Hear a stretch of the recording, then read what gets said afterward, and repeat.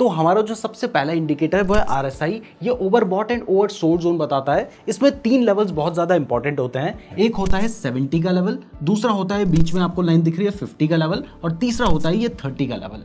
सबसे पहले 50 की बात करें तो अगर कभी जो आरएसआई है वो 50 के ऊपर चला जाता है, यानी जो ये ब्लू लाइन है ये अगर 50 के ऊपर चली जाती है तो माना जाता है कि स्टॉक बुलिश है।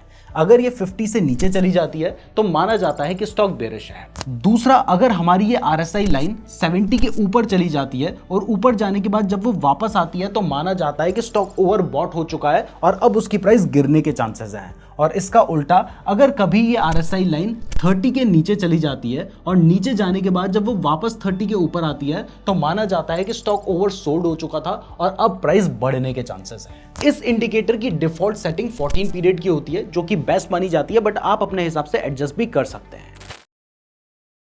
नेक्स्ट इंडिकेटर है मूविंग एवरेज सिंपल या सिंपल मूविंग एवरेज। जैसे ही आप इसको चार्ट में प्लॉट करते हैं तो आपको ये चार्ट में कुछ इस तरीके की एक लाइन बन जाती है जो कि बेसिकली आपके शेयर की प्राइस का एक एवरेज होती है, और ये एक सिंपल मूविंग एवरेज है। और यहां पर ये 9 पीरियड का मूविंग एवरेज है, लेकिन इसकी सेटिंग्स को अलग अलग ट्रेडिंग स्ट्रेटजीज के हिसाब से चेंज किया जाता है। इसमें जो पॉपुलर सेटिंग है वो है 50 पीरियड की। तो हमने जैसे ही यहां पर 50 पीरियड का मूविंग एवरेज लगा दिया है तो अब ये जो लाइन है ये पिछली 50 कैंडल्स की एवरेज प्राइस है। तो अगर कभी प्राइस अपनी एवरेज प्राइस से ऊपर चली जाती है तो माना जाता है कि प्राइस बढ़ने के चांसेस हैं, और अगर कभी प्राइस अपनी एवरेज प्राइस से नीचे आ जाती है तो माना जाता है कि यहां से प्राइस गिरने के चांसेस हैं। इस इंडिकेटर को कई बार चार्ट में 2 बार प्लॉट किया जाता है और उनकी जो सेटिंग्स हैं उनको डिफरेंट रखा जाता है। जैसे हमने यहां पर सिंपल मूविंग एवरेज 50 पीरियड का सेलेक्ट किया है, तो यहां पर हमने एक और सिंपल मूविंग एवरेज सेलेक्ट कर लिया। तो अब आपको 2 लाइंस दिखाई दे रही हैं और यहां पर ये बाय डिफॉल्ट 9 है, तो हम इसको चेंज करके कर देते हैं अपने हिसाब से, और सेटिंग्स के हिसाब से किया जाता है। तो हमने 200 सेलेक्ट कर लिया है। तो यहां पर ये 50 पीरियड एंड 200 पीरियड का मूविंग एवरेज हो चुका है। अब यहां पर आप अपने हिसाब से इनके जो कलर्स हैं उनको चेंज कर सकते हैं। जैसे मैं एक का जो कलर है उसको चेंज करके कर देता हूं रेड कलर का, और जो दूसरा कलर है उसको मैं ब्लू ही रहने देता हूं। तो यहां पर अब मेरा जो 200 पीरियड का मूविंग एवरेज है वो रेड कलर का है, और जो 50 पीरियड का मूविंग एवरेज है वो ब्लू कलर का है। तो अगर कभी हमारी 50 पीरियड के मूविंग एवरेज की लाइन 200 पीरियड के मूविंग एवरेज को नीचे की तरफ काटती है तो माना जाता है कि यहां से प्राइस गिर सकती है। और अगर कभी हमारी 50 पीरियड के मूविंग एवरेज की लाइन 200 पीरियड के मूविंग एवरेज को ऊपर की तरफ काटती है तो माना जाता है कि यहां से प्राइस बढ़ सकती है। ये एक लैगिंग इंडिकेटर है, तो जनरली ये सिग्नल थोड़ा लेट देता है, लेकिन अगर आप इसको प्राइस सेक्शन के साथ यूज करेंगे तो ये बहुत ही ज्यादा यूजफुल इंडिकेटर है। अब नेक्स्ट इंडिकेटर बताने से पहले, अगर आप ट्रेडिंग या इन्वेस्टमेंट के लिए बेस्ट डीमैट अकाउंट खुलवाना चाहते हैं तो कुछ अच्छे डीमैट अकाउंट के लिंक मैंने आपको डिस्क्रिप्शन पे दे रखे हैं, तो डिस्क्रिप्शन जरूर चेक कर लीजिएगा। अब हमारा जो नेक्स्ट इंडिकेटर है वो है EMA यानी मूविंग एवरेज एक्सपोनेंशियल।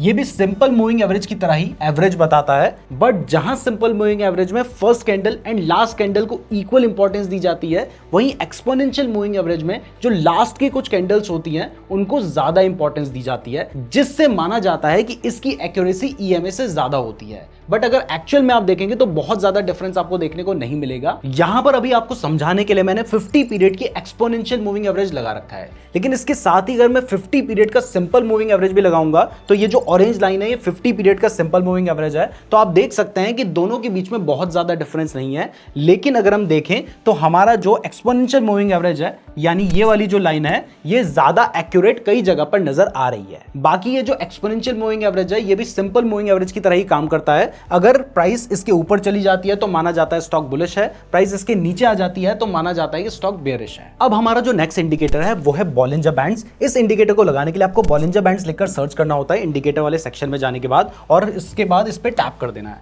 अब जैसे आप इस इंडिकेटर को लगा देते हैं तो यहां पर आपको 3 तरह की लाइंस देखने को मिलती हैं। इसमें जो बीच में ब्लू कलर की लाइन आपको देखने को मिल रही है ये एक सिंपल मूविंग एवरेज है जो कि बाय डिफॉल्ट होता है 20 पीरियड का। इसके बाद जो आपको ऊपर वाली लाइन दिखाई दे रही है इसको कहा जाता है अपर बैंड, और जो आपको नीचे वाली लाइन दिखाई देती है इसको कहा जाता है लोअर बैंड, जो कि बेसिकली स्टैंडर्ड डेविएशन होता है इस पर्टिकुलर मूविंग एवरेज का।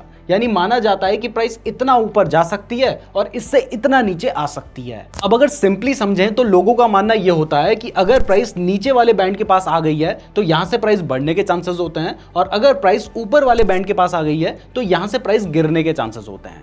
लेकिन मैंने अपने पर्सनल एक्सपीरियंस में देखा है कि जब प्राइस नीचे वाले बैंड के आसपास आ गई है तब जरूरी नहीं है कि प्राइस वहां से बढ़ जाएगी, बल्कि जब वो नीचे वाले बैंड में आने के बाद वापस ऊपर को जाने लगती है तब मानना चाहिए कि प्राइस बढ़ सकती है। और इसी तरीके से जब प्राइस ऊपर वाले बैंड में जाने के बाद वापस नीचे को आने लगती है, तब आपको मानना चाहिए कि यहां से प्राइस गिर सकती है। क्लियर कर दूं कि यहां पर जो इंडिकेटर बताता है वो मैं आपको बता रहा हूं, लेकिन आपने सिर्फ इनके बेसिस पर ट्रेड नहीं लेना होता है। अगर आपने कभी भी ट्रेड लेना है तो इसके साथ साथ आपको बाकी स्ट्रेटजीज को भी यूज करना होता है। नेक्स्ट इंडिकेटर है वॉल्यूम। ये हमें बताता है कि एक पर्टिकुलर टाइम पर कितने बायर्स एंड सेलर्स अवेलेबल हैं एक पर्टिकुलर स्टॉक में। तो कहीं पर अगर वॉल्यूम बढ़ रहा है तो इसका मतलब है कि यहां पर ज्यादा बायर्स एंड सेलर्स हैं। अब इस इंडिकेटर के बारे में मैंने बहुत बार बात की है और मैंने कहा है कि इस इंडिकेटर का यूज किया जाता है कंफर्मेशन के लिए, जिसके पीछे रीजन यह है कि अगर मान लीजिए स्टॉक में कुछ बड़ा होने वाला है तो वहां पर जाहिर सी बात है कि ज्यादा लोग उस स्टॉक में ट्रेड कर रहे होंगे या ज्यादा क्वांटिटी उसमें ट्रेड हो रही होगी,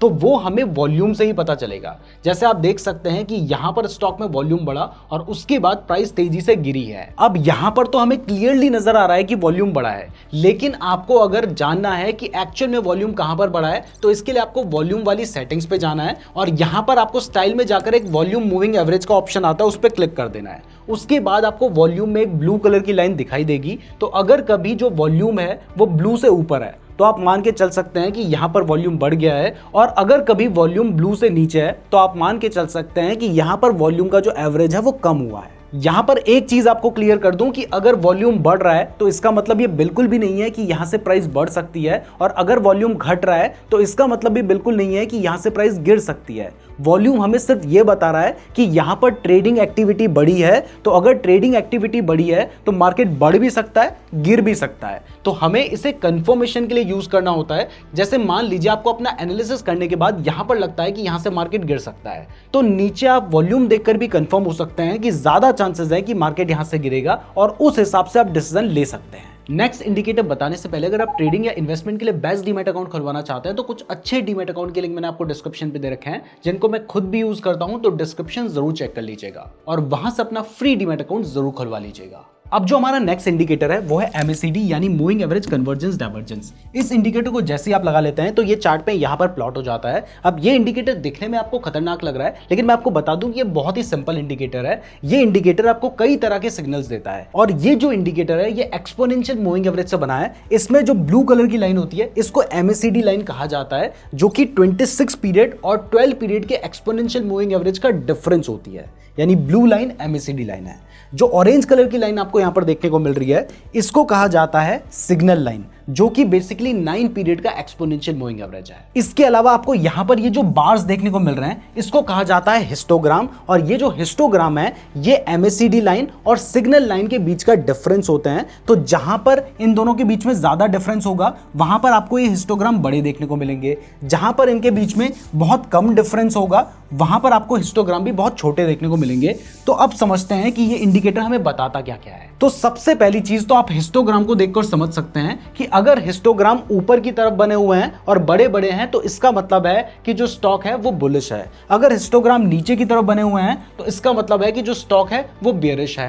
दूसरा हमें MACD सिग्नल देता है क्रॉसओवर्स के थ्रू। जब भी हमारी MACD लाइन इस ऑरेंज कलर की सिग्नल लाइन को नीचे की तरफ काटती है तो माना जाता है कि यहां से प्राइस गिर सकती है। आप देख सकते हैं कि प्राइस गिरी भी है, और जब भी हमारी जो MACD लाइन है वो इस ऑरेंज लाइन को ऊपर की तरफ काटती है तो वहां से प्राइस बढ़ने के चांसेस होते हैं। आप देख सकते हैं कि यहां से प्राइस बढ़ी भी है। इसके अलावा तीसरे तरीके से जो हमें MACD कंफर्मेशन देता है वो देता है इस बेस लाइन के थ्रू। यहां पर बीच में जो आपको लाइन दिखाई दे रही है ये एक बेस लाइन है। तो जब भी हमारी MACD line and signal line base line के ऊपर निकल जाती है तो यहां पर माना जाता है कि ये एक बाय सिग्नल है, और जब भी हमारी ये दोनों लाइन बेस लाइन के नीचे आ जाती है तो माना जाता है कि ये एक सेल सिग्नल है और यहां से प्राइस गिरने के चांसेस होते हैं। तो इस तरीके से MACD इंडिकेटर काम करता है। वीडियो पसंद आ रही है तो वीडियो को लाइक और चैनल को सब्सक्राइब जरूर कर दीजिएगा। अब जो हमारा नेक्स्ट इंडिकेटर है वो है सुपर ट्रेंड। ये सबसे सिंपल इंडिकेटर है क्योंकि ये आपको बहुत ईजिली बता देता है कि कहां पर आपको बाय करना है और कहां पर आपको सेल करना है। तो अगर ये जो सुपर ट्रेंड है ये आपको ऊपर दिखाई दे रहा है, यानी ये जो लाइन है ये ऊपर है, तो माना जाता है कि यहाँ पर स्टॉक बेयरिश है और जैसे ये ऊपर होता है तो आप मान के चल सकते हैं कि यहाँ पे प्राइस गिर सकती है। और दूसरा, जब भी आपको दिखाई देता है कि जो सुपर ट्रेंड है वो ऊपर से नीचे आ गया और ग्रीन कलर का हो गया है, तो आप ये मान के चल सकते हैं कि यहाँ से प्राइस बढ़ने के चांसेस हैं। ये बहुत ही सिंपल इंडिकेटर है जो आपको easily buy and sell signal देता है, लेकिन ये इंडिकेटर सिर्फ ट्रेंडिंग मार्केट में अच्छे से काम करता है। अगर मार्केट साइडवेज है तो वहां पर इस इंडिकेटर के बेसिस पर अगर आप ट्रेड लोगे तो आपको बहुत सारे फेक सिग्नल्स देखने को मिलेंगे। इस इंडिकेटर को भी आपने कभी भी अकेला ट्रेड करने के लिए यूज नहीं करना है, इसके साथ हमेशा वॉल्यूम और अदर स्ट्रेटजीज का आपको यूज करना चाहिए। नेक्स्ट इंडिकेटर है पैराबोलिक एसएआर। जैसे आप इस इंडिकेटर को चार्ट में लगाते हैं तो उसके बाद आपके चार्ट में कुछ इस तरीके के डॉट्स बन जाते हैं। अब ये इंडिकेटर बहुत ही ज्यादा सिंपल है, क्योंकि जब भी ये जो डॉट्स हैं ये आपको प्राइस के ऊपर दिखाई दे रहे हैं तो आप यहां पर मान के चल सकते हैं कि जो स्टॉक है वो डाउन ट्रेंड में है, और जब भी ये डॉट्स आपको प्राइस के नीचे दिखाई दे रहे हैं तब आप मान के चल सकते हैं कि जो स्टॉक है वो अप ट्रेंड में है। यानी इस इंडिकेटर के थ्रू आप चार्ट का ट्रेंड पता कर सकते हैं। इसके साथ साथ अगर आप ट्रेडिंग करते हैं तो वहां पर ट्रेलिंग स्टॉप लॉस एक बहुत ही इंपॉर्टेंट कंसेप्ट है, तो इस इंडिकेटर के बेसिस पर आप अपना ट्रेलिंग स्टॉप लॉस भी सेट कर सकते हैं। तो ये इंडिकेटर बहुत ही easily buy and sell signal देता है, लेकिन सिर्फ इसके बेसिस पर अगर आप ट्रेड करेंगे तो आपको बहुत ज्यादा नुकसान हो जाएगा। तो इससे आप ट्रेंड पता कर सकते हैं, आपकी ट्रेडिंग में हेल्प हो सकती है, लेकिन सिर्फ इसके बेसिस पर आपको ट्रेड नहीं करना चाहिए। अब नेक्स्ट इंडिकेटर बताने से पहले अगर आप चाहते हैं कि यहां पर ट्रेडिंग के जो भी इंपॉर्टेंट टूल्स हैं उनके बारे में भी हम आपको ऐसे ही कम टाइम में बताएं, तो इसके लिए टूल्स लिखकर कमेंट जरूर कर दीजिएगा। अगर आप लोगों के अच्छे खासे कमेंट आएंगे तो हम इस टॉपिक के ऊपर भी वीडियो बनाएंगे। नेक्स्ट इंडिकेटर है पिवट पॉइंट स्टैंडर्ड। ये इंडिकेटर आपको चार्ट में सपोर्ट एंड रेजिस्टेंस बताता है। अब जैसे आप इस इंडिकेटर को यहां पर लगा देंगे तो आपको चार्ट बड़ा अजीब सा नजर आएगा और समझने में बहुत मुश्किल लगेगा। तो यहां पर आपको सबसे पहले कुछ सेटिंग्स में चेंज करना होता है। तो अभी हम जो सेटिंग्स चेंज कर रहे हैं आपने भी सेम चेंजेस सेटिंग में कर देने हैं। तो जैसे ही आप ये सेटिंग कर देंगे तो अब आपको चार्ट को देखना काफी इजी हो गया है। यहां पर आपको दिखाई दे रहा है R1, तो ये जो R1 है ये हमारा पहला रेजिस्टेंस है। यहां पर R2 दिखाई दे रहा है, ये जो R2 है ये हमारा सेकंड रेजिस्टेंस है। ऐसे ही आपको जो चार्ट में S1 दिखाई दे रहा है ये हमारा पहला सपोर्ट है, और जो S2 दिखाई दे रहा है ये हमारा सेकंड सपोर्ट है। इसके अलावा यहां पर ये आपको P नाम की जो लाइन है इसको पिवट लाइन कहा जाता है, और माना जाता है कि अगर शेयर की प्राइस पिवट लाइन के नीचे ओपन हुई है तो पूरे दिन जो प्राइस है वो पिवट लाइन के नीचे ही रहेगी, और अगर प्राइस पिवट लाइन के ऊपर ओपन हुई है तो पूरे दिन जो प्राइस है वो पिवट लाइन के ऊपर ही रहेगी। तो अगर आपको किसी भी चार्ट में सपोर्ट एंड रेजिस्टेंस ढूंढने में दिक्कत आती है तो आप इस इंडिकेटर का यूज कर सकते हैं। वैसे अगर आपको नहीं पता कि सपोर्ट एंड रेजिस्टेंस क्या होता है तो मैं आपको बता दूं कि अगर प्राइस अपने रेजिस्टेंस के पास जाती है तो माना जाता है कि वहां से प्राइस गिरने के चांसेस होते हैं। जैसे यहां पर आप देख सकते हैं प्राइस अपने रेजिस्टेंस के पास गई और उसके बाद प्राइस धीरे धीरे गिर गई। इसका उल्टा अगर मान लीजिए प्राइस अपने सपोर्ट के पास जाती है, जैसे यहां पर प्राइस सपोर्ट के पास गई है, तो माना जाता है कि यहां से ट्रेंड रिवर्स कर सकता है और प्राइस के बढ़ने के चांसेस होते हैं। बट इसके साथ ही यह भी माना जाता है कि अगर कभी प्राइस अपने रेजिस्टेंस को ब्रेक कर देती है, जैसे यहां पर इसका फर्स्ट रेजिस्टेंस था और प्राइस ने इस रेजिस्टेंस को ब्रेक कर दिया, तो इसके बाद प्राइस बहुत तेजी से बढ़ सकती है। और इसका उल्टा अगर कभी प्राइस अपने सपोर्ट को नीचे की तरफ ब्रेक कर देती है तो वहां से प्राइस बहुत तेजी से गिर भी सकती है। तो इस तरीके से सपोर्ट एंड रेजिस्टेंस काम करता है। अब जो हमारा नेक्स्ट इंडिकेटर है वो है VWAP यानी वॉल्यूम वेटेड एवरेज प्राइस।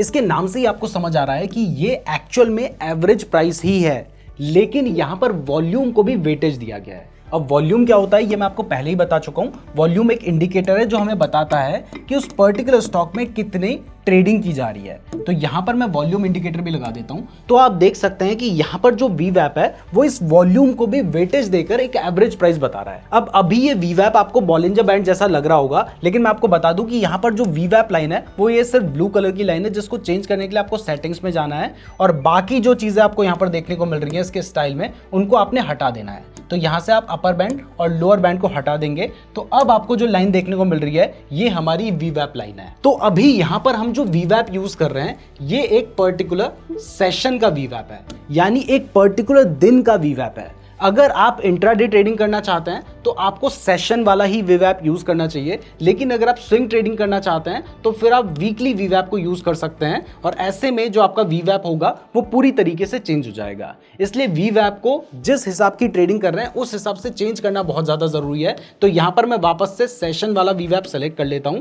तो अब ये भी बहुत ज्यादा सिंपल है, ये आपको सिर्फ इतना बता रहा है कि अगर प्राइस इस VWAP के ऊपर निकल गई है तो इसका मतलब है कि यहाँ से प्राइस बढ़ने के चांसेस हैं, और अगर प्राइस इस वीवैप लाइन के नीचे आ जाती है तो इसका मतलब है कि प्राइस गिरने के चांसेस हैं। जिसके पीछे रीजन ये है कि बेसिकली ये जो वीवैप लाइन है ना, ये एक एवरेज प्राइस ही है और इसमें वॉल्यूम को भी वेटेज दिया गया है। तो अगर एवरेज प्राइस जिसमें वॉल्यूम को भी वेटेज दिया गया है उससे एक्चुअल प्राइस मार्केट में ऊपर निकल रही है, तो इसका मतलब मार्केट में तेजी है और अभी मार्केट और ज्यादा बढ़ सकता है। और इसका उल्टा अगर कभी प्राइस जो है वो एक ऐसे एवरेज प्राइस जिसमें वॉल्यूम को भी वेटेज दिया गया है उससे नीचे आ रही है, तो इसका मतलब मार्केट में अभी मंदी है, जिस वजह से प्राइस गिरने के चांसेस होते हैं। वैसे अभी तक अगर आपको वीडियो पसंद आ रही है तो वीडियो को लाइक और चैनल को सब्सक्राइब जरूर कर दीजिएगा। अब जो हमारा नेक्स्ट इंडिकेटर है वो है ADX यानी एवरेज डायरेक्शनल इंडेक्स। ये इंडिकेटर हमें ट्रेंड की स्ट्रेंथ बताता है। देखिए, एक ट्रेंड अप ट्रेंड है, डाउन ट्रेंड है, ये बताने वाले तो मैंने आपको बहुत सारे इंडिकेटर्स बता दिए हैं,